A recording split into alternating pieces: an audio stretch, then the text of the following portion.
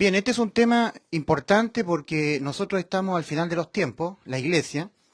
Entonces, este es un tema que está restringido solamente a los que son salvos, ¿ya? No al resto de la gente del mundo. Lamentablemente, el resto de la gente del mundo tiene que entrar por Cristo a la salvación. Y en ningún otro hay salvación, porque no hay otro nombre debajo del cielo dado a los hombres en quien podamos ser salvos. Hechos 4:12. Y eso lo tienen que reconocer todos los seres humanos del mundo. Este tema tiene que ver con los que somos salvos ya. No cualquiera es salvo. Así que si usted no ha sido salvo, mi estimado amigo, esto no es para usted. Esto solamente es de índole exclusivo e interno, ¿ya? De asunto interno de la iglesia. Estamos a punto de que el Señor venga a arrebatar la iglesia. Entonces yo quería hacer mención de 3 pasajes de la Escritura que tienen que ver con nosotros, los que ya somos salvos. Esto no es para cualquier persona. El verdadero salvado tiene que hacer diferencia entre lo santo y lo profano. Jamás yo, en mis exposiciones, diré hermanos. Jamás. Hermanos. No, ese título hermanos es exclusivo de aquel que se ha arrepentido y ha creído en el Evangelio. Si usted no es salvo, usted no es mi hermano en la fe en el Evangelio. Bueno, el primer punto, para los hermanos en la fe, para los que ya son salvos, es 1 de Pedro 3:15. Presto siempre, dice, para presentar defensa, pero con mansedumbre y temor, reverencia, ante todo el que os pida razón acerca de la esperanza que hay en vosotros. Esta es una exhortación al genuino salvado, de que cuando el genuino salvado sea preguntado acerca de, bueno, tú dices que cuando te mueres te vas al cielo, ¿ah? Porque tú dices que 1 de Juan 5:13 aplica para ti. Estas cosas os he escrito a vosotros que creéis en el nombre de Dios para que sepáis, en el nombre del Hijo de Dios para que sepáis que tenéis vida eterna. Entonces tú dices que tienes vida eterna. Las personas que no han sido salvas pueden preguntar a un genuino salvado, tú dices que tienes vida eterna, que cuando te mueras te vas al cielo. Bueno, da razón de la esperanza que hay en ti. Da razón de eso. A ver, ¿por qué? ¿Por qué? ¿Por qué tú dices que cuando tú te mueres tienes seguridad 100% de que tú vas al cielo? A ver, da razón de la esperanza que hay en ti. Da razón. Dime por qué. Entonces, cuando la persona salvada sea confrontada, ¿ya? Por cualquier persona, cualquiera, a que dé razón de la esperanza que hay en él, ese salvado tiene que estar dispuesto con mansedumbre y reverencia. Él no tiene que sentirse ofendido, no tiene que sentirse como que le están haciendo una inquisición. ¿Ah? Él no tiene que responder, bueno, ¿y quién eres tú? ¿Qué te crees tú que me estás preguntando cuando yo fui salvo? ¿Quién te dio autoridad a ti? ¿Qué te crees tú? Yo sabré la relación que tengo con Dios. No, esa no es la respuesta que debe dar un verdadero salvado, ni tampoco es la actitud. Entonces, 1 de Pedro 3:15 es un mandamiento doctrinal a los genuinos salvados de que ellos, los genuinos salvados, cuando cualquier persona, yo o cualquier persona, no salvo o salvo, no cristiano o cristiano, cualquiera, un ateo, un agnóstico o un hermano en la fe, cualquier persona, le pregunte, da razón de la esperanza que hay en ti. ¿Por qué tú dices que cuando te mueres te vas al cielo? ¿Por qué estás seguro de eso? A ver, da respuesta. ¿En qué te basas para responder así? Y cuando sea preguntado, cuando yo sea preguntado por eso, yo tengo que responder con la carita llena de risa, sin ofenderme. Sin yo decir, y bueno, ¿y usted qué se cree usted que me está preguntando eso? ¿Que se cree pastor usted? ¿Que se cree un doctor en la ley? ¿Un inquisidor? ¿Que se la sabe toda? No le tengo por qué responder. Yo sabré mi relación que tengo con Dios. No, ese no es lo que dice el apóstol Pedro. El apóstol Pedro dice, prestos siempre para presentar defensa, pero con mansedumbre y temor y reverencia, ¿verdad? Temor a Dios. Ante todo el que os pida razón acerca de la esperanza que hay en vosotros. Bueno, este es el primer versículo, 1 de Pedro 3:15. Mandamiento solamente a los que realmente han sido salvos. Segundo punto, 1 de Juan 4:1. No a todo espíritu creed, sino probad los espíritus si son procedentes de Dios. Porque muchos falsos profesantes de Cristo, falsos profetas, ¿ya? Muchos falsos profetas han salido por el mundo. Muchos falsos profetas de Cristo, profesantes de Cristo. Yo soy de Cristo, soy salvo. ¿En serio? Sí. A ver, déjame probar tu fe, déjame probar si realmente lo eres. Y la persona, si obedece el primer punto, 1 Pedro 3:15, tiene que dejarse probar. Entonces la persona le va a preguntar, ¿cuándo tú te viste marchando rumbo al infierno? ¿Cuándo tú entendiste que por haber pecado tu alma quedó condenada a la muerte? ¿Había quedado condenada a la muerte? ¿Cuándo lo reconociste? ¿Cuándo reconociste que ibas marchando rumbo al infierno? ¿Cuándo te arrepentiste? ¿Cuándo reconociste tu estado judicial? Condenada a la muerte de tu alma.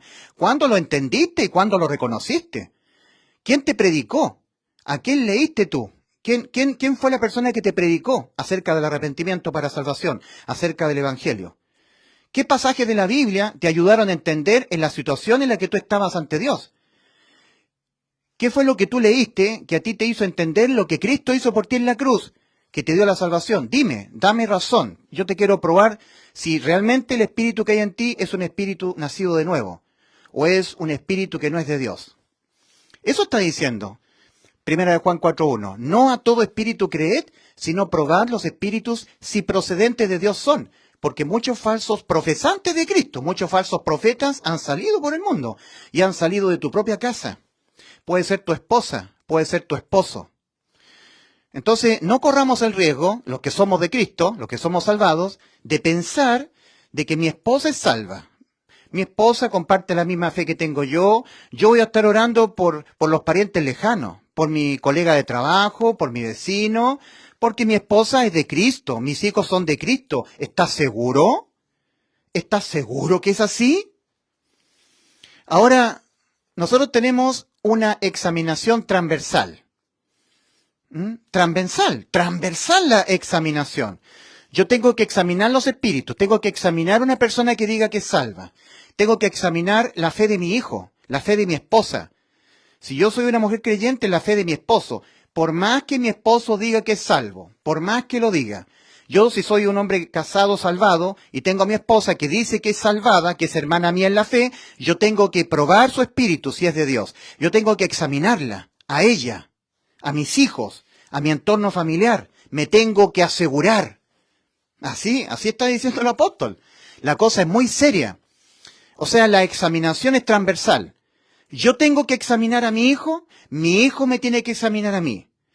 Y ambos dos tenemos que responder, ¿cierto?, preparados para presentar defensa con mansedumbre y reverencia ante todo aquel, mi hijo, mi esposa, yo a mi esposa a mí, entre nosotros. Hay que pasar ese trance. Tenemos que buscar momentos en donde con nuestros hijos, que dicen que son salvos, yo puedo apostar mi alma a que mi hijo ya creyó en el Evangelio, ya se arrepintió, es salvo, es hermano mío en la fe. ¿Estás seguro? Sí. ¿Estás seguro? Asegúrate. No creáis a todo espíritu, sino probad los espíritus. Probad. ¿Cómo se prueba a una persona si realmente ha sido salva? Haciéndole preguntas, invitándola a tomar un café. A mis hijos que dicen que son de Cristo, y yo estoy seguro que ellos son salvos, yo puedo apostar mi vida a que mis hijos son salvos, yo tengo que asegurarme, buscar una instancia para sacar a mis hijos que han dicho que son cristianos, que son salvos, tomarme un café con ellos, procurar establecer una instancia apartada del mundo del bullicio y decirle, hijo mío, yo sé que tú amas al Señor, eres salvo. ¿Cuándo lo fuiste? ¿Cómo fue que tú fuiste salvo? ¿Quién te predicó? ¿Qué predicación oíste? ¿Qué pasaje de la Escritura tú leíste? Dame razón de la esperanza que hay en ti, porque tú, hijo mío, dices que la esperanza tuya es que cuando tú te mueras te vas al cielo, porque tú has creído en Cristo. Da razón de la esperanza que hay en ti. Tú dices que cuando Cristo venga a arrebatar la iglesia, tú te vas con Él, igual que conmigo. Tú conmigo nos vamos al cielo junto a mi esposa, a mis hijos. Da razón de la esperanza que hay en ti. ¿Cuándo tú te arrepentiste?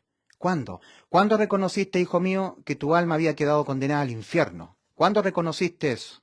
Porque has pecado, hijo, ¿cierto? El alma que pecare esa morirá. Al pecar, tu alma quedó condenada al infierno, a la muerte eterna. ¿Cuándo lo reconociste? ¿Cuándo te arrepentiste para salvación? Da razón de la esperanza que hay en ti. Dame razón de aquello. ¿Cuándo fue? ¿Cuándo tú entendiste el Evangelio? ¿Cuándo? ¿Quién te predicó? ¿A quién viste tú predicando el Evangelio? ¿Qué pasajes de la Escritura te ayudaron a entender lo que Cristo hizo en la cruz y que tú lo creíste con fe? Vamos, hijo mío. Vamos, esposa mía. Yo sé que tú eres salva, que eres mi hermana en la fe. Tú me has enseñado muchas cosas de la Biblia. Pero déjame preguntarte, déjame examinarte. Es necesario. Es necesario. No podemos dar las cosas por sentado. No. Porque esto es de trascendencia eterna. Ahora, yo tengo que examinarme a mí mismo también. 2 Corintios 13:5.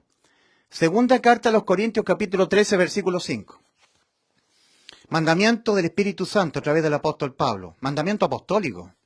Examinaos a vosotros mismos, si estáis en la fe. Probaos a vosotros mismos. ¿O no os conocéis a vosotros mismos que Jesucristo está en vosotros? A menos que estéis reprobados. A menos que ese creer tuyo en el Evangelio haya sido exento de fe. Que tú creíste, pero ese creer no te sirve. Ese creer no te sirve. No te sirvió. Es un creer en vano. El apóstol Pablo dice en 1 Corintios 15, versículo 1 al 5, sois salvos si creéis en este anuncio, la muerte de Cristo por nuestros pecados. Y de esa manera Cristo nos salvó el alma. Si es que os asís a este anuncio, a la palabra que os prediqué, a no ser que en vano creísteis. Creísteis, pero ese creer tuyo no te sirvió, porque no fue mezclado con fe. Recordemos Hebreos 4, versículo 1 al 3, recordemos ese pasaje. Temamos pues no sea que, estando en vigor la promesa de entrar en el reposo de él, parezca alguno de vosotros haber quedado rezagado. Porque también estamos evangelizados, lo mismo que aquellos. Pero del oír la palabra no aprovechó a aquellos, por no haber sido mezclada con la fe, por las que lo oyeron. Porque entramos en el reposo los que creímos. Temamos pues, no sea que aún permaneciendo la promesa de salvación, de ser salvos, de entrar en el reposo, algunos de ustedes que son profesantes de Cristo no hayan sido salvos. Porque también a nosotros se nos ha anunciado la buena nueva. También nosotros hemos sido evangelizados, lo mismo que ellos. La diferencia entre nosotros y ellos es que a ellos no les aprovechó el ser evangelizado, el oír el evangelio. No les aprovechó el oír la buena nueva, por no ir acompañado de fe, por no ir mezclado. Su creer no fue mezclado con la fe. Mas nosotros los que hemos creído entramos. Siempre el apóstol Pablo y el apóstol Pedro siempre se están asegurando de decir algunas palabras para la autoexaminación. Romanos 8:9. Y si alguno no tiene el Espíritu de Cristo, no es de él. Si alguno no tiene el Espíritu de Cristo, no es de él. Temamos pues, no sea que aún permaneciendo la promesa de entrar, algunos de vosotros no hayan entrado, no sean salvos. Hebreos 4, versículo 1 al 3. Examinaos a vosotros mismos si estáis en la fe. 2 Corintios 13:5. Tú que eres cristiano, has creído, pero has creído con fe. Entonces, ¿cuánto más si la autoexaminación o la examinación es a todo nivel, transversal? Yo me tengo que examinar a mí mismo. Examinaos a vosotros mismos si estáis en la fe. Me tengo que examinar. ¿Cuándo yo me arrepentí? ¿Me arrepentí de qué? ¿Cuándo yo me vi marchando rumbo al infierno? ¿Cuándo? ¿Qué edad tenía yo? ¿Cuándo entendí lo que era el arrepentimiento? Dios manda que el hombre reconozca que por haber pecado su alma quedó condenada a la muerte y que necesita la salvación de su alma. ¿Cuándo yo lo entendí? ¿Qué edad tenía yo? Me estoy examinando a mí mismo. ¿Cuándo yo oí el Evangelio? El Evangelio. Cuando yo oí lo que Cristo hizo por mí en la cruz, que me salvó el alma. ¿Lo creí con fe? ¿Tengo al Espíritu de Cristo morando dentro de mí? ¿Tengo al Espíritu Santo? No lo tengo, estoy engañado y yo creo que soy salvo y no lo soy. Me tengo que examinar a mí mismo porque esto es de la mayor gravedad. Esto es de la mayor seriedad. Recordemos que pronto viene el arrebatamiento de la iglesia de Cristo. Ahora me tengo que examinar yo, a mí mismo. Yo me tengo que examinar. Ulises Astudillo, ¿cuándo te arrepentiste para salvación? Genuinamente. ¿Cuándo entendiste que iba marchando al infierno? Por haber pecado. Porque Dios ha dicho, el alma que pecare esa morirá. Ezequiel 18:4. Y tú habías pecado, tu alma estaba condenada a la muerte. ¿Cuándo te viste así? Con necesidad imperiosa de la salvación de tu alma. Bueno, cuando tenía 10 años. Bueno, ¿y quién te predicó del Evangelio? Mi abuela. ¿Qué te predicó? Del arca de Noé. Ella dijo que todos los que entraran en el arca, los que estaban en el arca, fueron salvos del juicio de Dios. Y los que estaban fuera fueron objeto del juicio, murieron por el diluvio. Estar en el arca, y que el arca representa a Cristo. Los que están en Cristo son salvos del juicio, porque el juicio lo recibió Cristo en la cruz del Calvario. ¿Y yo estoy en Cristo? Examinaos a vosotros mismos si estáis en la fe. Me estoy examinando. ¿Qué edad tenía yo cuando fui salvo? ¿Estoy seguro de que soy salvo? ¿Estoy seguro de que Dios ha sumergido el Espíritu de Cristo en mí? ¿Lo tengo? Romanos 8:9, y si alguno no tiene el Espíritu de Cristo, no es de él. ¿Lo tengo? ¿Tengo el Espíritu Santo morando en mí? ¿O estoy engañado? Mi corazón me está engañando pensando que soy salvo y no lo soy. Y pronto viene el arrebatamiento de la iglesia de Cristo. Cristo viene como ladrón en la noche. Me tengo que examinar yo. Yo tengo que examinar a todos aquellos que yo estoy seguro que son salvos. Porque existe la posibilidad que no lo sean. Esposa mía, tú que me has enseñado de Cristo, tú que vas a la iglesia, no tengo ninguna duda de que tú seas salva. Apuesto toda mi alma que tú eres salva, pero déjame examinarte. ¿Cuándo tú fuiste salva? ¿Quién te predicó el Evangelio? ¿Salva de qué? ¿De qué tú te autopercibiste de que eres salva? ¿De qué? ¿Salva de qué? ¿Cuándo te arrepentiste? ¿Cuándo naciste de nuevo? ¿Qué edad tenías tú? ¿Quién te predicó? ¿Qué cosas te predicaron? ¿Qué leíste de la Biblia que te ayudó a entender que iba marchando rumbo al infierno? Porque ese es el arrepentimiento para salvación, el reconocimiento de que por haber pecado el alma quedó condenada a la muerte y necesitada de salvación. ¿Cuándo te viste así, esposa mía? ¿Quién te predicó el Evangelio? ¿Qué partes de la Biblia leíste para entender que tu alma estaba condenada a la muerte y para entender lo que Cristo hizo por ti en la cruz y que te dio la salvación del alma? ¿En qué creíste tú, esposa mía? ¿En qué está basada tu fe? Examinar a todos. Yo tengo que examinar a mi esposa me tiene que examinar a mí. Tiene que darse esa instancia. Cariño, ¿vamos a comer algo? Tomemos la Biblia. Esta conversación hagámosla seria. Esposa mía, yo sé que tú eres hermana en la fe, has creído en Cristo. ¿Cuándo? ¿Cuándo tú fuiste salva? Permíteme hacer la pregunta. Y por favor, apliquemos primera de Pedro 3:15. Estad siempre preparados, ¿ya? Dispuestos, con mansedumbre y reverencia, para presentar defensa ante todo aquel que os demande razón de la esperanza que hay en vosotros. Así que no te ofendas, esposa mía. Tenemos que quemar este trance. Tenemos que pasar por este trance. Es necesario. Aseguramiento. Prestos siempre para presentar defensa, pero con mansedumbre y reverencia y temor ante todo el que os pida razón acerca de la esperanza que hay en vosotros. Esposo mío, alguna mujer cristiana salvada le dirá a su esposo que también, supuestamente, él es cristiano, es salvo. Pero ese esposo no tiene que ofenderse cuando la esposa quiera poner en práctica estos mandamientos doctrinales. Esposo mío, ¿usted cuándo fue salvo? ¿Salvo de qué? ¿Cuándo usted se vio marchando rumbo al infierno? Porque al infierno van todos, y todos tenemos que ser salvos del infierno. ¿Cuándo? ¿Qué mensaje oyó usted? ¿Qué edad tenía usted? ¿Cuáles fueron las circunstancias, el entorno en que usted fue salvo? Dígame. ¿Cuándo usted se arrepintió para salvación? ¿Cuándo usted depositó fe en el Evangelio? ¿Quién le predicó el Evangelio? ¿Qué pasajes de la Biblia anuncian el Evangelio que usted lo leyó, lo creyó, lo entendió? Y usted creyó con fe y fue salvo, esposo mío. ¿Cuándo? ¿Cuándo? ¿Dónde? ¿Quién? ¿Quién le predicó? ¿Quién le predicó? ¿A quién usted oyó? ¿Qué pasaje de la Biblia? ¿Cuándo usted se vio marchando al infierno? ¿Cuándo usted fue salvo del infierno? ¿Cuándo? ¿Dónde? ¿Quién? Examinación, examinación. El verdadero salvado tiene que asegurarse del estado en que está su cónyuge, su esposo, su esposa, sus hijos. Porque esto es muy serio. Entonces, 2 Corintios 13:5. Examinaos a vosotros mismos, si estáis en la fe. Probaos a vosotros mismos.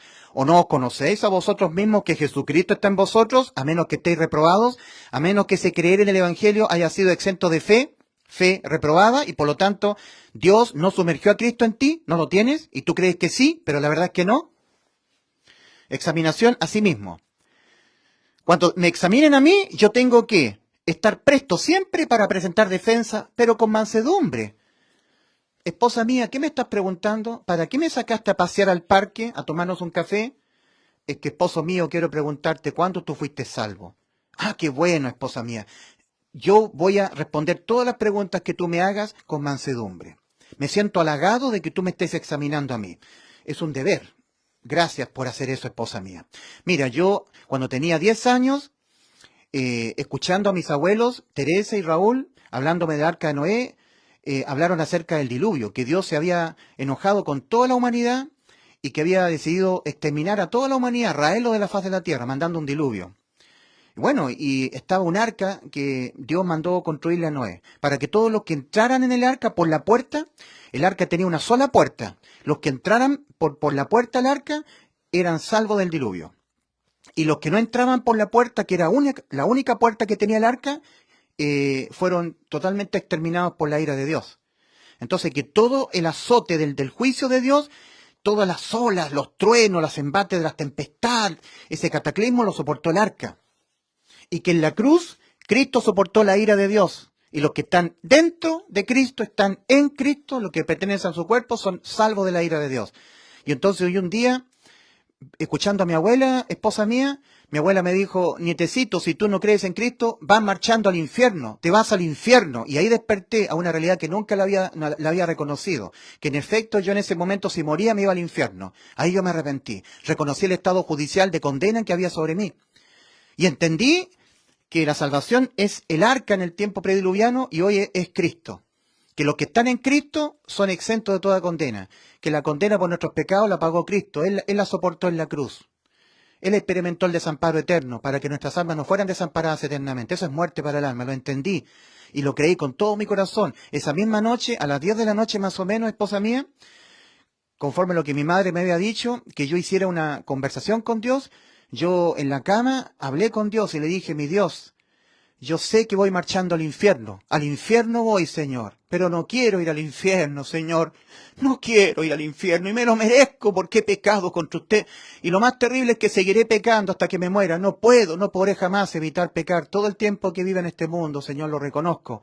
Y entiendo que estoy marchando al infierno, mas creo que Cristo en la cruz murió por mis pecados. Yo lo creo, Señor, creo que Cristo murió por mis pecados, mi Dios. ¿Me oye, mi Dios? Yo creo en su preciosa obra de salvación de su Hijo. Yo recibo a mi Jesús como mi Salvador, Señor. Yo lo hice, esposa mía. ¿Y sabes qué? Esa noche me dormí.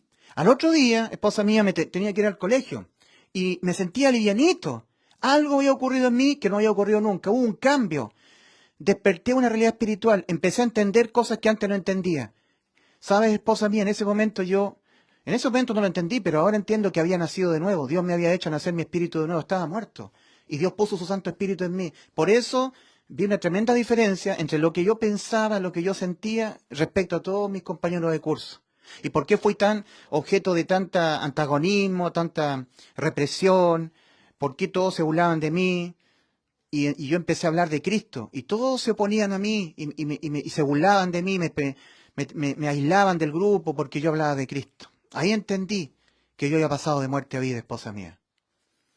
Y la esposa mía tendrá que decir, gracias, esposo. Gracias por haber dado ese tiempo, amablemente esa respuesta a las preguntas que yo te hice para examinarte a ti. Eso tiene que ocurrir. Tiene que ocurrir en el ambiente, en el núcleo familiar. Primera de Juan 4:1, no a todo espíritu creed, sino probad. Probad los espíritus si son procedentes de Dios. Si realmente ese espíritu ha sido un espíritu nacido de nuevo. O si ese espíritu es un espíritu inmundo. Todo el tiempo que el ser humano no nazca de nuevo, que esté muerto espiritualmente, su cuerpo está propenso a ser habitación para demonios. Recordemos nosotros que el Señor dice en su palabra, cuando el espíritu inmundo sale del hombre, anda por lugares secos buscando dónde morar, ¿ya? Cuando el espíritu inmundo sale del hombre. La pregunta es, ¿cuándo el espíritu inmundo entró? ¿Ya? Cuando el espíritu inmundo sale del hombre, anda por lugares secos buscando dónde morar. Ya, eso está en Mateo capítulo 12, versículos 43 al 45. Lo está hablando el Señor. Cuando el espíritu inmundo sale del hombre. Ok. La pregunta del millón es, ¿cuándo entró? ¿Ya? Entonces nosotros vamos al pasaje, al evento cuando el Señor venía bajando del monte de la transfiguración con Juan, Pedro y Jacobo. Y se encuentra con un tumulto de gente discutiendo con sus discípulos, y había un padre que había traído a los discípulos de Cristo un muchacho, a su hijo, que tenía espíritu inmundo, estaba endemoniado, ¿ya? Entonces el Señor le dice a toda la gente, ¿qué discutís con mis discípulos? Entonces una persona sale de la multitud, que era precisamente el padre del muchacho endemoniado, y le dice al Señor, Maestro, traje mi hijo a tus discípulos para que le echasen fuera al demonio, al espíritu inmundo, y no pudieron. Entonces el Señor se enoja contra sus propios discípulos. A sus discípulos les dice, oh, generación incrédula y perversa, ¿hasta cuándo de estar con vosotros? ¿Hasta cuándo os he de soportar? Traedme acá al muchacho. Entonces el muchacho estaba normal el muchacho, pero cuando vio a Cristo empezó a contornearse, empezó a tener manifestaciones de que en él había un espíritu inmundo. Entonces el Señor le pregunta al padre de familia, al padre del muchacho, ¿Desde cuándo que le sucede esto? Y el padre responde, desde la niñez. ¿Desde cuándo que le sucede esto? Y el padre le responde al Señor, desde la niñez. Y muchas veces le echan el fuego para matarlo. Ya, eso está en Marcos capítulo 9, versículos 17 al 24, o si tú quieres, versículos 21 al 23. Muchas veces lo arroja al fuego o al agua con la intención de matarlo. Pero si puedes hacer algo. Entonces Dios le dice al que cree todo le es posible. Y el padre de la familia, el padre del muchacho le dice, creo, Señor, ayuda a mi incredulidad. Es el evento cuando el Señor saca un espíritu inmundo que estaba en un muchacho. Aquí, este evento responde a la pregunta que hicimos inicialmente. Cuando el Señor dice, cuando el espíritu inmundo sale del hombre. La pregunta es, ¿cuándo entró el espíritu inmundo en el hombre? El padre del muchacho le dice, en respuesta a la pregunta que le dice el Señor, ¿desde cuándo que tiene el espíritu inmundo? ¿Desde cuándo que le sucede esto? Y el padre del muchacho le dice, desde la niñez. Cuando el ser humano abandona el estado de niñez, peca, muere espiritualmente su espíritu. Y de ahí en adelante queda propenso su cuerpo a ser habitación de espíritu inmundo. Así de simple. Por más que esto no se quiera entender, no se quiera creer, pero es así. La mayoría de la gente que vive en el mundo, su cuerpo es habitación para demonios. Muchas veces esos demonios no se ven, no se perciben. Uno puede estar conversando con una persona normalmente, pero esa persona tiene espíritus. Su cuerpo, donde está su espíritu muerto, porque no ha nacido de nuevo, es propenso el cuerpo a ser habitación de demonios. Bien, entonces por eso dice en 1 Juan 4:1, no a todo espíritu creed, sino probad los espíritus, si procedentes de Dios son, porque muchos falsos profetas han salido por el mundo, muchos falsos profesantes de Cristo. Entonces puede que tú estés conversando con una persona, muy amablemente, y esa persona esté siendo modulada por un espíritu inmundo que está en su cuerpo. Así de simple. Por eso que esto es doctrina exclusivamente a salvados, porque esto puede ser malentendido por gente que no ha sido salva. Esto es doctrina a la iglesia. Enseñanza doctrinal a la iglesia, ¿verdad? Ahora, es interesante hacer esta autoexaminación personal, pero examinación transversal. Yo me examino a mí mismo, si realmente yo soy salvo, si yo realmente he hecho efectiva la salvación de mi alma, si Cristo está dentro de mí. Yo debo examinar a mi esposa me debe examinar a mí. Cuando yo examino a mi esposa tiene la obligación de responder con reverencia, ¿ya? Y mansedumbre ante yo, mis preguntas inquisitoras, ¿ya? Inquisivas, de inquisición, porque le estoy examinando. Y ella, en obediencia a 1 de Pedro 3:15, dice, la instrucción bíblica es, presto siempre para presentar defensa, pero con mansedumbre. Con mansedumbre, sin sentirse ofendido, decir que te crees tú que me estás examinando, te crees la gran cosa, no te voy a responder. No, con mansedumbre y temor y reverencia ante todo el que os pide razón acerca de la esperanza que hay en vosotros. Un salvado tiene la esperanza de irse al cielo después de la muerte. Entonces, bueno, si mi esposa, mi esposo, mi hija, mi nieto, mi vecino, quien sea, mi esposo, mi esposa, mi cónyuge, mis hijos, quien sea, y viceversa, yo a mi esposa, a mis hijos, a todo el mundo, que diga que es cristiano, que diga que es salvo, yo tengo que examinar su fe. Y ellos a mí mismo, y yo a mí mismo, entre todos, transversalmente, todos a todos, entre todos. Ahora, nosotros, por el cumplimiento de las señales proféticas, sabemos que el advenimiento de Cristo a las nubes para llamar a su iglesia, a su novia, está muy cerca de ocurrir. Nosotros leemos en Lucas capítulo 17, versículo 34, que esto está conectado con Mateo capítulo 24, porque los judíos le pidieron señales al Señor respecto de su venida en gloria y majestad para ser rey de Israel. La segunda venida en gloria y majestad de Cristo a la tierra. ¿Qué señales habrá de tu venida? Entonces el Señor le empieza a dar responder que estas van a ser las señales que van a ocurrir. Entonces, todo Mateo 24 son más de una señal que el Señor le está dando a los israelitas.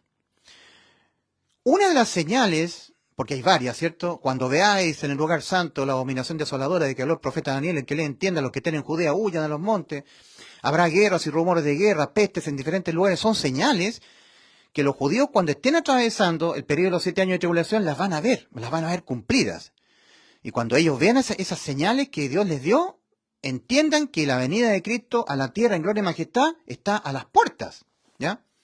De la higuera aprended la parábola, cuando ya su rama está tierna y brotan las hojas, sabéis que el verano está cerca, así también vosotros cuando veáis todas estas cosas, todo lo que está ocurriendo y lo que estoy hablando aquí en Mateo 24, conocéis que está cerca a las puertas. De cierto os digo que no pasará esta generación, ¿ya? Hasta que todo esto acontezca, que es la generación que va a nacer juntamente con el reverdecer de la higuera. Bueno, eso ya ocurrió. La generación que ya nació juntamente con el reverdecer de la nación de Israel tiene prácticamente 74 años, 75 años y contando, ¿verdad? O sea, está muy cerca el evento cuando Cristo venga a arrebatar la iglesia para librarla de Mateo 24. Recordemos que Mateo 24:31 no es el evento del arrebatamiento de la iglesia de Cristo, no. Mateo 24:31 es el evento cuando Cristo recoge a su iglesia que está en los cielos para venir con ella a la tierra.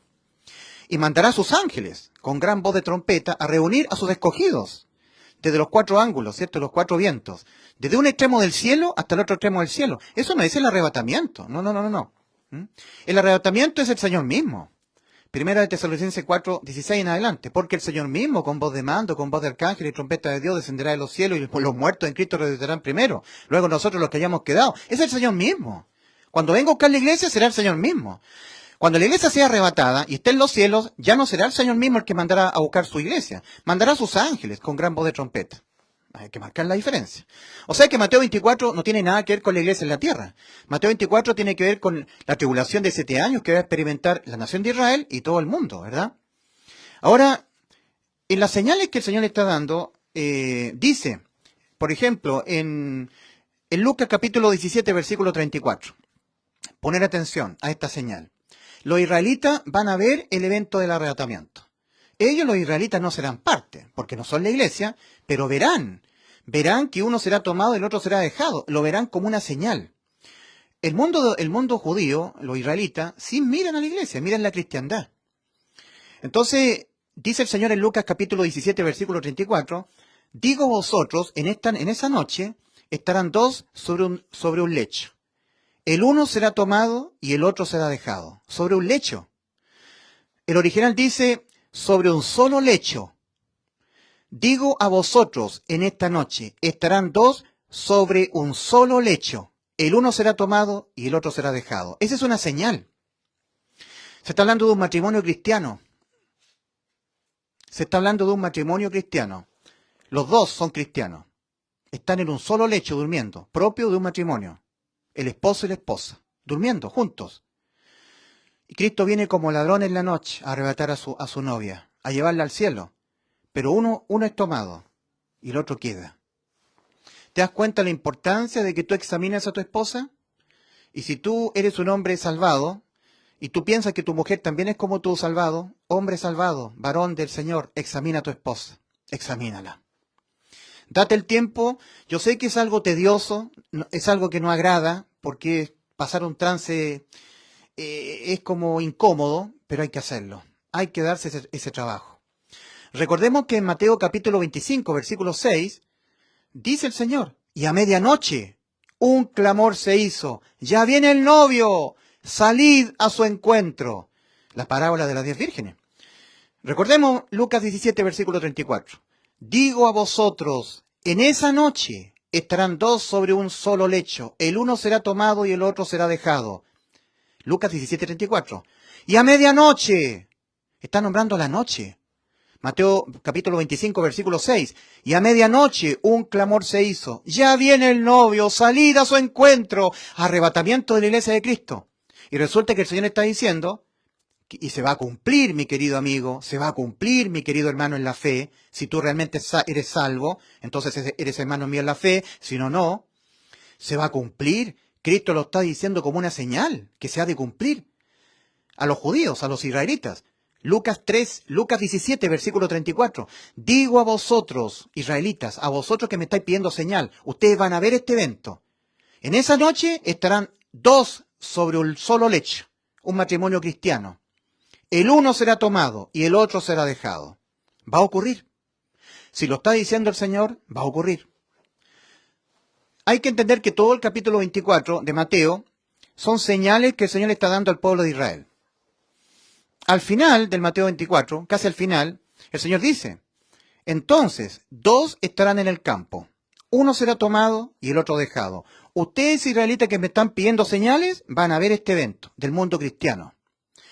Los israelitas saben mucho del mundo cristiano, observan al mundo cristiano. Los israelitas tienen a la gente cristiana como ignorantes, creyentes de un impostor. Pero el Señor le dice a los israelitas respecto a su segunda venida a ellos, que los israelitas van a ver la cristiandad en el momento exacto del arrebatamiento de la iglesia de Cristo. Porque el día del Señor inicia con el arrebatamiento de la iglesia de Cristo. El día del Señor inicia con el arrebatamiento de la iglesia de Cristo, un periodo pequeño de latencia, va a transcurrir un pequeño periodo, hasta que inicie los 7 años de tribulación. Ese es el segundo evento. El tercer evento es la segunda venida de Cristo al mundo, para precisamente ponerle fin a este periodo espantoso de 7 años de tribulación, y luego establecer el milenio. Son los 4 eventos que comprenden el día del Señor. Arrebatamiento de la iglesia de Cristo, un evento, un periodo de latencia. El inicio de la tribulación en la tierra de 7 años, segundo evento. La segunda venida de Cristo, parusía, manifestación gloriosa, donde todo ojo le verá. Tercer evento. Y cuarto evento, el milenio, donde Cristo establecerá el reinado milenial de 1000 años. Son 4 eventos. El día del Señor inicia con el arrebatamiento. Recordemos nosotros que en la primera carta del apóstol Pablo a la iglesia en Tesalónica, en el capítulo 4, versículo 16, el apóstol Pablo les está dando a conocer un misterio revelado a él de parte del Señor. Porque el Señor mismo, con voz de mando, con voz de arcángel y trompeta de Dios, descenderá del cielo y los muertos en Cristo resucitarán primero. Luego nosotros, los que hayamos quedado, seremos arrebatados juntamente con ellos en las nubes para esperar al Señor en el aire y así estar para siempre con el Señor. Por tanto, alentados los unos a los otros con estas palabras. Versículo 16 al 18 de la primera carta a los Tesalonicenses, capítulo 4. Ahora, obviamente, habían surgido falsos maestros que habían estado diciendo que el día del Señor había ocurrido, que había ocurrido el arrebatamiento, y que ahora la cristiandad tenía que esperar la tribulación. Entonces se ve obligado el apóstol Pablo, forzadamente, a tener que escribir una segunda carta. Entonces la segunda carta a los Tesalonicenses, capítulo 2, versículo 1 en adelante, dice, pero con respecto a la venida, esa palabra en griego es parusía, venida, en gloria y majestad, la venida de nuestro Señor, y nuestra reunión conjunta con Él, esa palabra es epifanía, que es la venida de Cristo en secreto por su iglesia, para arrebatarla de los 7 años de tribulación. Os rogamos, hermanos, que no os dejéis remover fácilmente de vuestro modo de pensar, ni os conturbéis, ni por carta como si fuera nuestra, ni por espíritu, en el sentido de que el día del Señor está cerca. Porque ¿qué había pasado? Había empezado a ponerse angustiados los primeros salvados del primer siglo, oyendo a estos falsos enseñadores que decían que había ocurrido el día del Señor, y entonces ellos pensaban, los primeros hermanos nuestros en la fe, en el Evangelio, los primeros salvados, pensaban que había ocurrido el arrebatamiento prometido, había dicho en la primera carta el apóstol Pablo, y ellos habían quedado, no habían sido arrebatados al cielo. Entonces ahora ellos les esperaba enfrentar la tribulación de 7 años. Entonces estaban angustiados, turbados, por esta pregonación de estos falsos maestros, falsos enseñadores. Recordemos que el apóstol dice, tal como hubieron falsos profetas, en los postreros días también habrán falsos maestros, que engañarán a muchos, ¿verdad? Hay que estar advertido de los falsos enseñadores. Entonces se ve obligado el apóstol Pablo a tener que calmarlos y decirle, no, el día del Señor no ha venido. Para que venga el día del Señor e inicie con el arrebatamiento de la iglesia de Cristo, tienen que darse dos cumplimientos. Porque no vendrá, estoy citando el original, ¿eh? Así que entiéndame que estoy citando el escrito original. No vendrá el día del Señor sin que antes venga la apostasía y es revelado el hombre de pecado. O sea, el Espíritu Santo, el Espíritu de Cristo que mora solamente en el salvado, le va a revelar al Espíritu nacido de nuevo, que es propio del salvado, es decir, a los que son integrantes de la iglesia, quién sea el anticristo. Se lo va a revelar. Recordemos que no es exactamente lo mismo que el Espíritu Santo nos revela a nosotros quién sea el anticristo, no es lo mismo que nosotros veamos al anticristo. Por ejemplo, el Espíritu Santo le reveló a Juan en Patmos todo el evento del Apocalipsis. Pero Juan no presenció presencialmente el Apocalipsis, le fue revelado nada más. Es lo mismo. A los que realmente tenemos al Espíritu Santo morando en nosotros, recordemos lo que dijo el Señor en Juan 16. El Espíritu hablará de las cosas que habrán de venir. les habrá de revelar las cosas que han de suceder. El Señor lo dijo en Juan capítulo 16, versículo 8 al 15. El Espíritu, cuando venga a vosotros, convencerá al mundo de pecado, de justicia y de juicio. Juan 16, 8. De pecado por cuanto no creen en mí. Juan 16, 9. Cuando venga el Espíritu de verdad, Él os guiará a toda la verdad. Juan 16, 13. Tomará de lo mío y os lo hará saber. Hablará de las cosas que habrán de suceder. Lo dijo el Señor. Juan capítulo 16, versículos 13, 14 y 15. Entonces el Espíritu Santo nos tiene que decir, revelar lo que va a acontecer. Y esas cosas que nos va a revelar nos va a indicar quién sea el hombre de pecado, quién sea el anticristo. Nos va a revelar, tal vez en un sueño, en una visión, no se sabe eso. El Señor no lo ha especificado, pero nos va a revelar. Lo vamos a saber. Y cuando lo sepamos, vamos a tener que estar, pero muy claro en que en los próximos segundos Cristo nos viene a arrebatar, a sacar de acá, para que no nos pille desprevenido.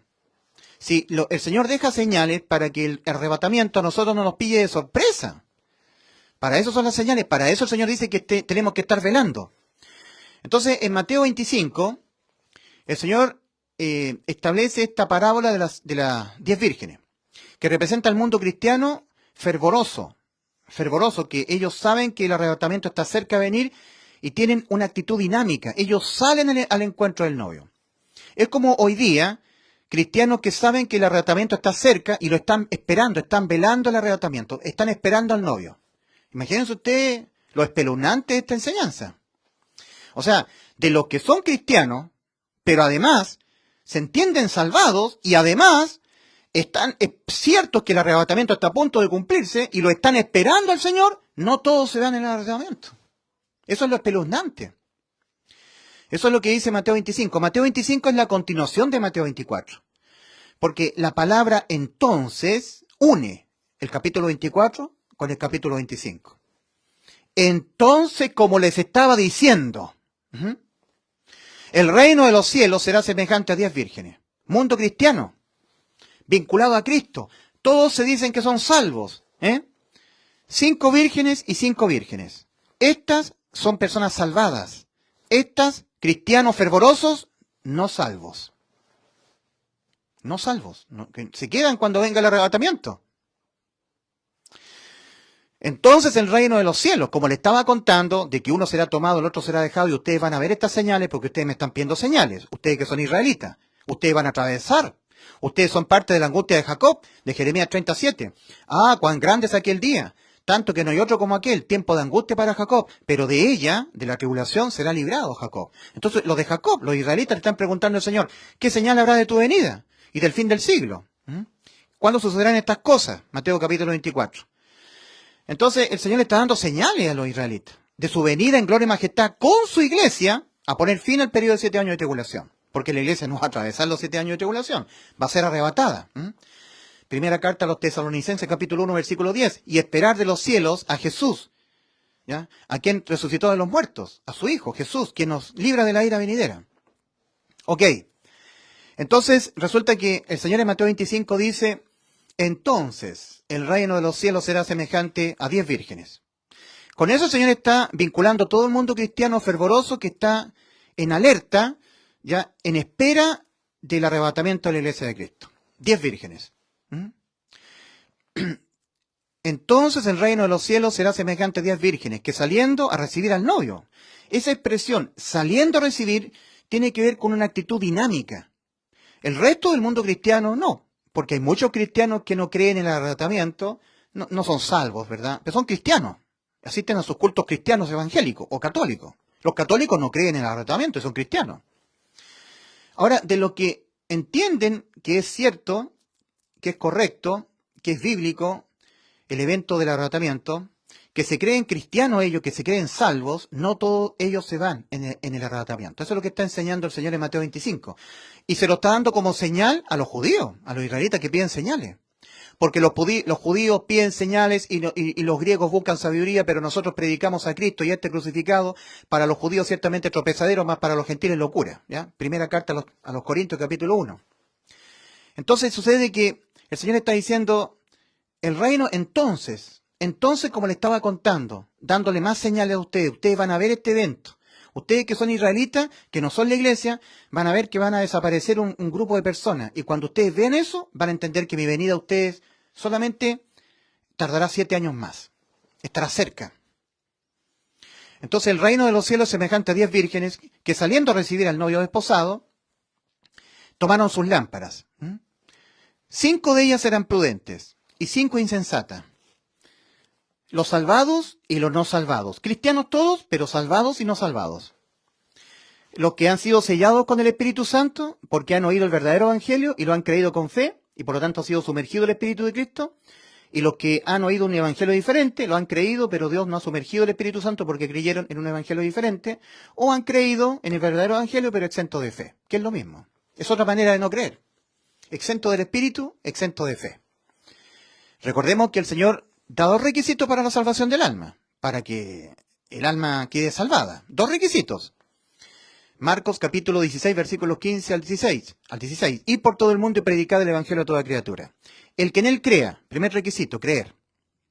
Segundo requisito, y fuere bautizado, será salvo. Segundo requisito, no se está hablando del bautismo en agua, no, se está hablando del bautismo con el Espíritu Santo. Dios sumerge el Espíritu de Cristo dentro de una persona que ha creído con fe en el evangelio, haciendo diferencia a los que han creído sin fe. ¿Ya? Recordemos Romanos 8:9, y si alguno no tiene el Espíritu de Cristo, no es de él. Por mucho que sea cristiano, será una virgen insensata sin el Espíritu de Cristo morando dentro de su cuerpo, sin aceite en su vasija, de Mateo 25. Entonces, 5 de ellas eran prudentes y 5 insensatas. Las prudentes, tomando sus lámparas, tomaron consigo el aceite, que es figura del Espíritu Santo. Mas las insensatas, tomando sus lámparas, no tomaron consigo aceite. Y eso es todo. Eso es lo que decidió el todo de ese evento de Mateo 25. Los que tenían el aceite y los que no lo tenían. ¿Ya? Y tardándose el novio en venir, cabecearon todas y se durmieron. Noche. Y a medianoche. Recordemos lo que dice el Señor en Lucas 17:34. Digo a vosotros, en esa noche estarán 2 sobre un solo lecho. El uno será tomado y el otro será dejado. Un matrimonio cristiano. Qué tremendo. Un matrimonio cristiano, los 2 creyentes. Los 2 asistiendo al culto, a la iglesia. Y cuando ocurre el arrebatamiento, la esposa se va a quedar en la cama y el marido va a desaparecer. O viceversa. Cuando ocurre el arrebatamiento, el marido se queda durmiendo y su esposa desaparece. Lo está advirtiendo el Señor. En Lucas capítulo 17, versículo 34. ¿Te das cuenta que es importante que aquel que diga que es salvo invierta un poco de tiempo para conversar con su esposa este tema? Para que haya examinación. Conversar con sus hijos. Que no te confíes, mi querido hermano en la fe, de que tu esposa es salva. A ver, hablemos de 2 supuestos para terminar esta exposición. Repito, esto no es para personas que no han sido salvas, que no tienen parte con Cristo. Esto es doctrina pura a la iglesia. 2 supuestos. Supongamos que tu hijo o tu esposa, o el familiar que tú tengas por salvado, sea salvo. Supongamos que sea salvo. Demos por cierto esa condición, ese supuesto. Ni un problema. Y tú vas, conversas con ellos y no los examinas. No aplicas 1 de Pedro 3:15, no aplicas 1 de Juan 4:1, no a todo espíritu creer, sino probar los espíritus si son procedentes de Dios, porque muchos falsos nacidos de nuevo, muchos falsos que dicen que son cristianos y no lo son, muchos profetas han salido por el mundo, muchos falsos profesantes de Cristo. 1 de Pedro 3:15, presto siempre para presentar defensa con mansedumbre y temor y reverencia ante todo aquel que os pide razón acerca de la esperanza que hay en vosotros. Y 2 de Corintios 13:5, examinaos a vosotros mismos si estáis en la fe, probaos a vosotros mismos, o no conocéis a vosotros mismos que Jesucristo está en vosotros, a menos que estéis reprobados, a menos que tú creíste, pero ese creer fue reprobado, fue exento de fe, y por eso Cristo no fue sumergido en ti, estás exento del Espíritu, solamente ser una virgen insensata sin aceite en tu vasija. Te vas a quedar sin entrar al cielo cuando venga Cristo a buscar la iglesia.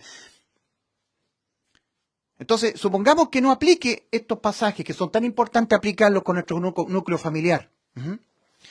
Pero tus hijos, tu esposa, sean salvos. Estamos en ese supuesto.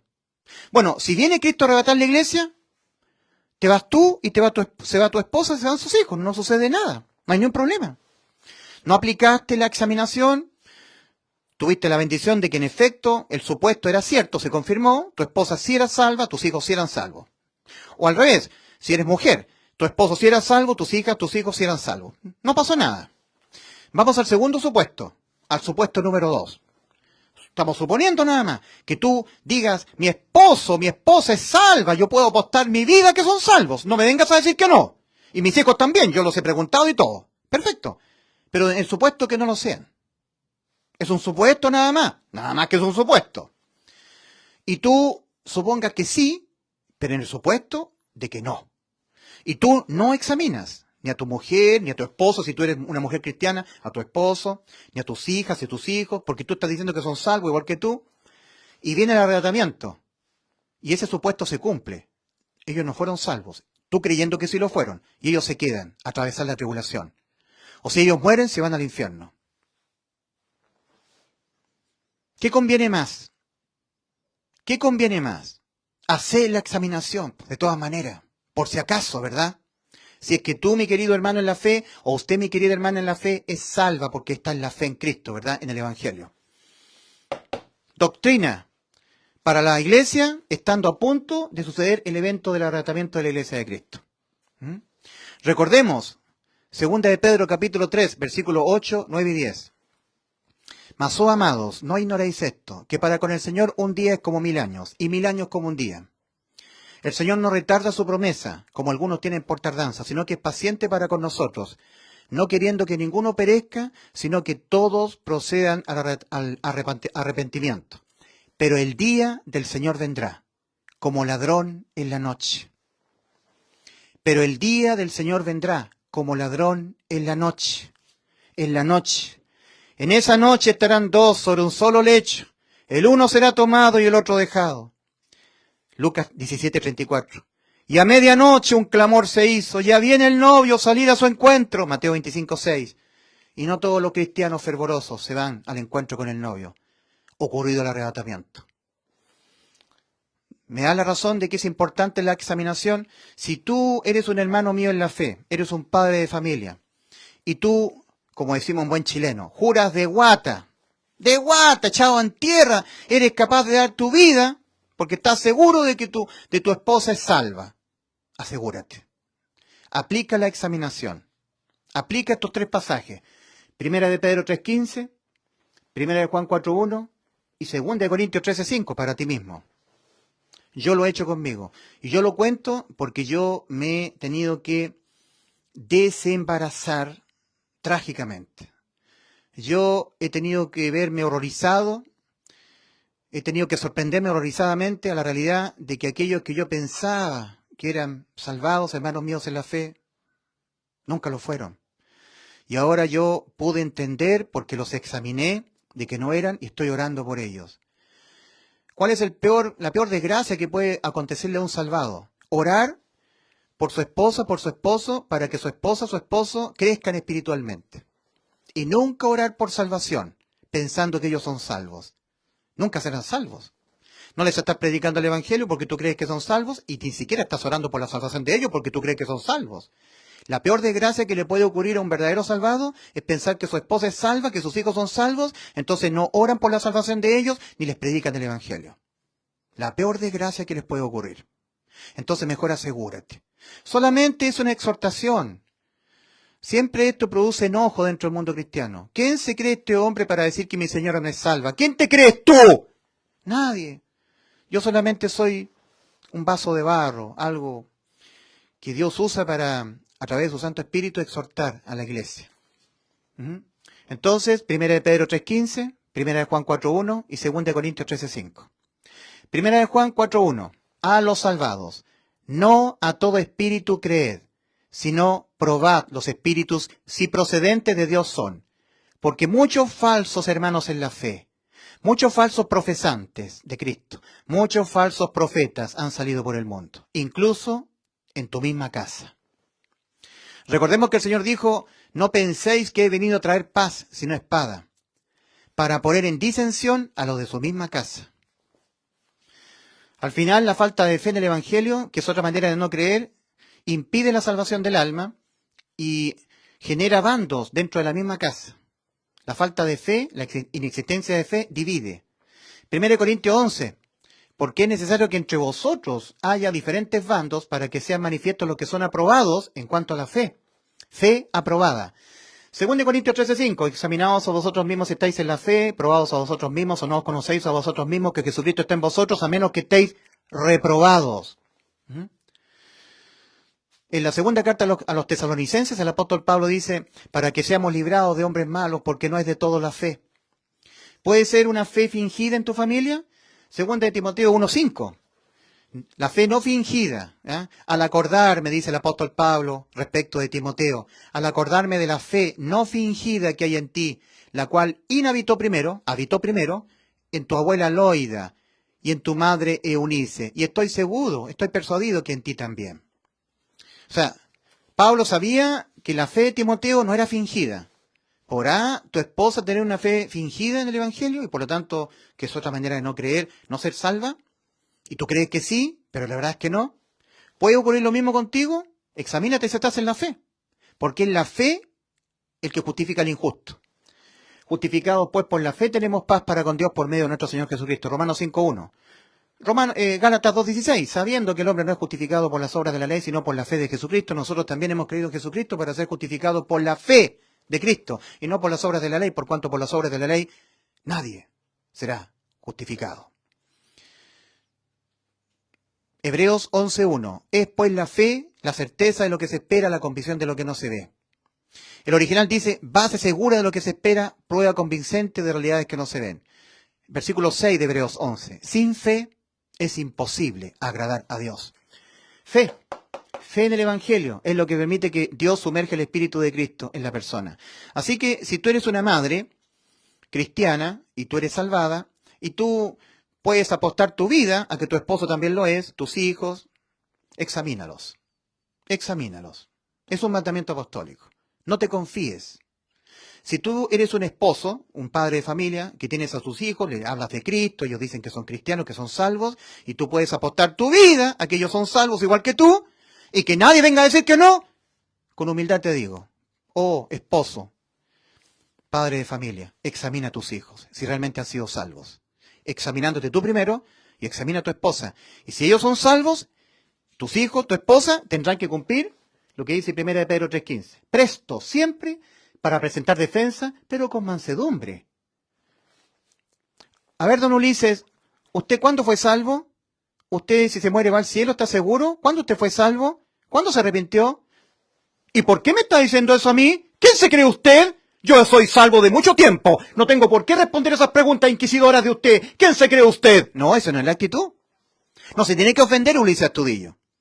Si usted, que es salvo, me pregunta a mí, don Ulises, ¿cuándo usted fue salvo? Bueno, yo fui salvo cuando tenía 10 años. ¿Y por qué? Porque me predicó el evangelio mi abuela Teresa y mi abuelo Raúl. ¿Y qué evangelio le predicó? El anuncio de que Cristo en la cruz murió por mis pecados. ¿Y cómo usted sabe que es salvo? Porque cuando yo me entendí marchando al infierno, me arrepentí, en cumplimiento de lo que dice Marcos 1:15, arrepentidos, me arrepentí, me reconocí indigno de ir al cielo, marchando al infierno, con necesidad de salvación, y cuando vi la salvación que Cristo consumó en la cruz, cuando Él murió por mis pecados, ahí me salvó, y yo lo creo. Eso me ocurrió a los 10 años. Ah, ¿y si usted se muere, dónde va? Bueno, me voy al cielo. ¿Y por qué? Porque Cristo murió por mis pecados. Él en vez de mí murió por los pecados de mí. Y si Cristo murió por mis pecados, yo no moriré por mis pecados.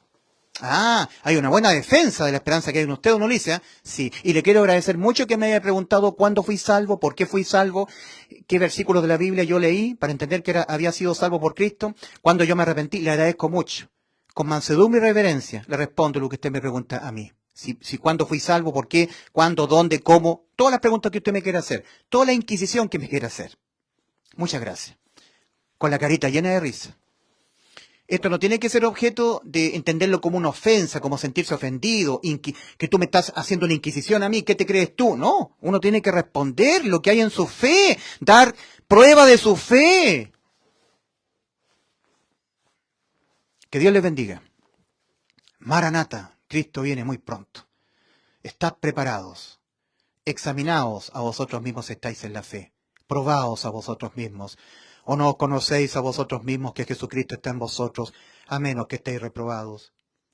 Prestos siempre, cuando sean preguntados acerca de su salvación, prestos siempre para presentar defensa, pero con mansedumbre y temor, reverencia, ante todo aquel que les pregunte, todo aquel que quiera ser inquisidor, ante todo el que os pida razón acerca de la esperanza que hay en vosotros. Primera de Pedro 3:15.